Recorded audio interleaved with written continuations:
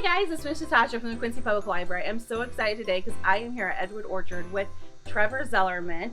We're going to learn a little bit about the apples here, how to pick them, what the different types of apples are, and what they can use.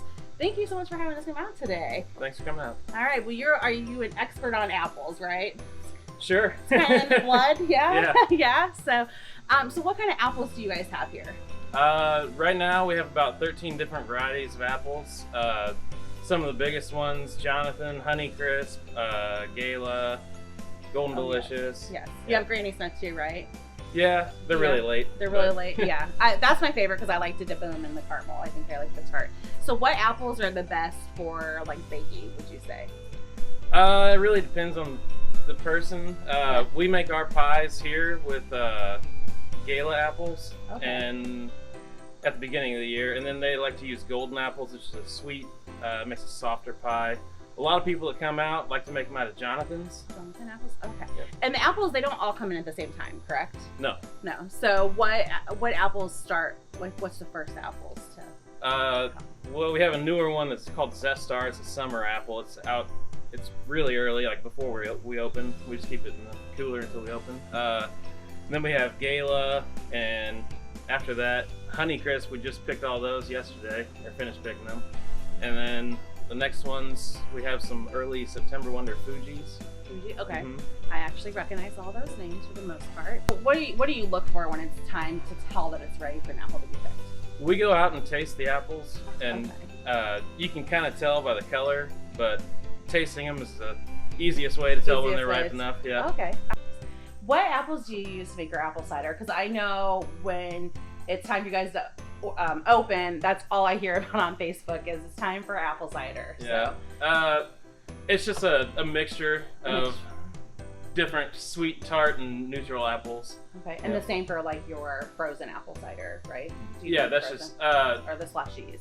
So. Oh yeah. Yeah. Yep, that's the same thing. Same thing. Okay.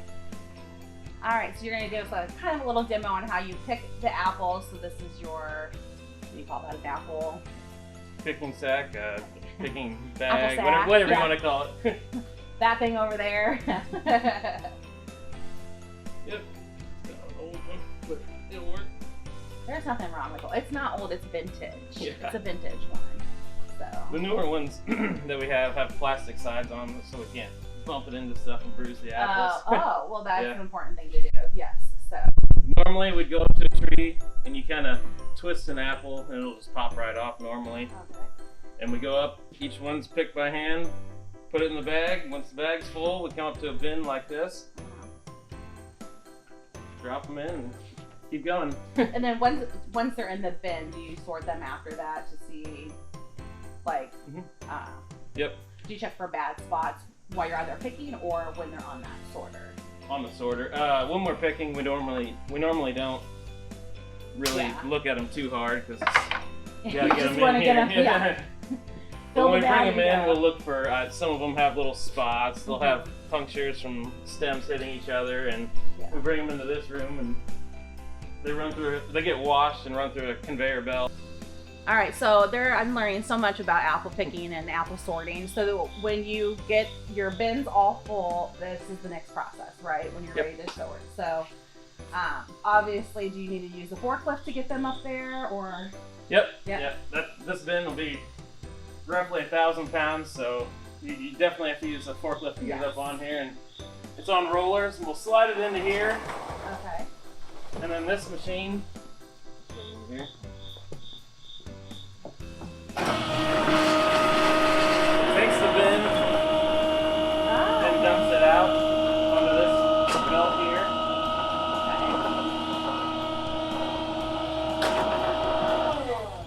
And then they ride through here, and this is a washer. And there's a bunch of brushes in here that brush them off as the water is squirted on them in here. And that gets the majority of the dirt off. Still recommended that you wash your apples when you get them home. Yes.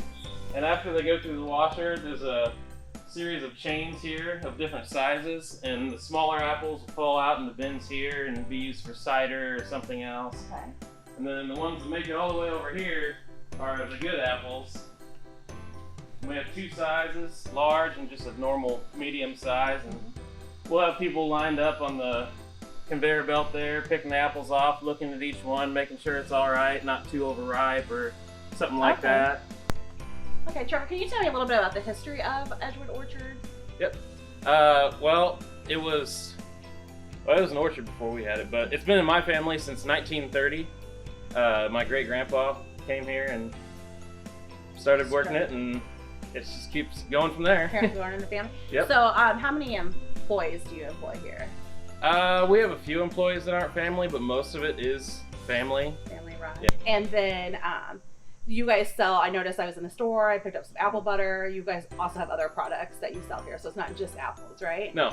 We have all kinds of jams, jellies, nuts, candy. We got pumpkins normally later in the season, and local honey, popcorn, all kinds of stuff. Lots of goodies in that store. So, and then I do know, like, obviously we're not wearing our mask now, so you can hear us talk, and we're trying to keep our 6 feet away, but you do encourage people to wear the mask when they come in and practice social distancing. Yes.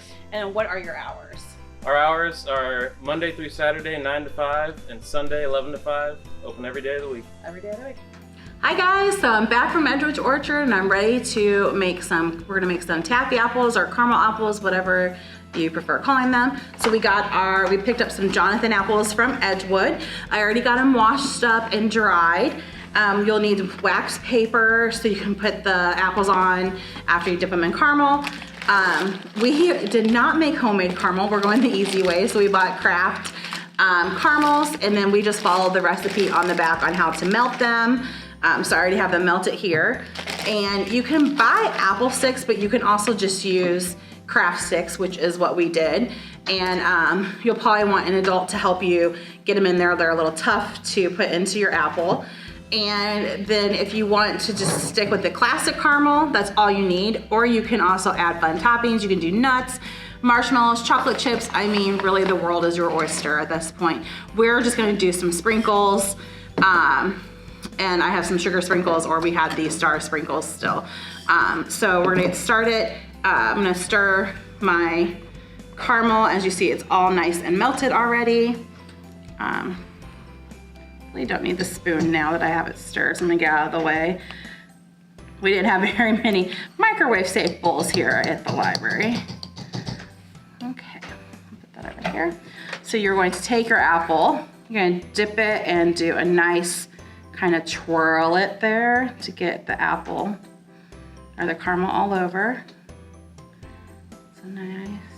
I love caramel apples, love them. I really like that these are smaller ones because sometimes the big ones are just like too hard to bite. Okay. So I'm kind of twirling it as I come up to get the caramel. And then for this one, if you have your topping, there's not a lot in here, but it's kind of the same idea. You're gonna put it in your, whatever your topping's gonna be, and twirl it too. I don't have a lot in here, so I'm getting some caramel. Not really the best demo here, but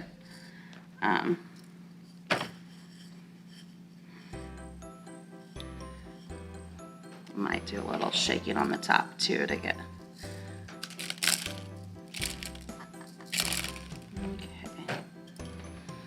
We'll just put it here to dry. You could even put these in the refrigerator to let them get hardened before you eat them too. This one, I think I'm just gonna sprinkle some sugar crystals on. Like I said, some people do like the crushed nuts. I've seen chocolate chips, coconut. Really, it can be anything that you want, or just keep it classic.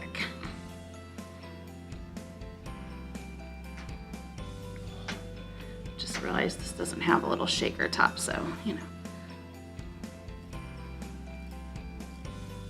This because it's the sugar. Oops, and you have to be careful. Oh. And the caramel melts really quickly, or hardens. As you see, it's not sticking very well because it's gotten hard already. And then you just keep going until you use all of your caramel. So very simple. So head out to Edgewood Orchard, go see it in person, pick you up some apples, wash them up, make some caramel apples. We would love to see what caramel apple or taffy apple creations you guys make at home. So if you end up making some taffy apples this season, please take a photo and share it in our comments or just tag the library in it. We would love to see what kind of apples you guys come up with. Thanks for joining us today.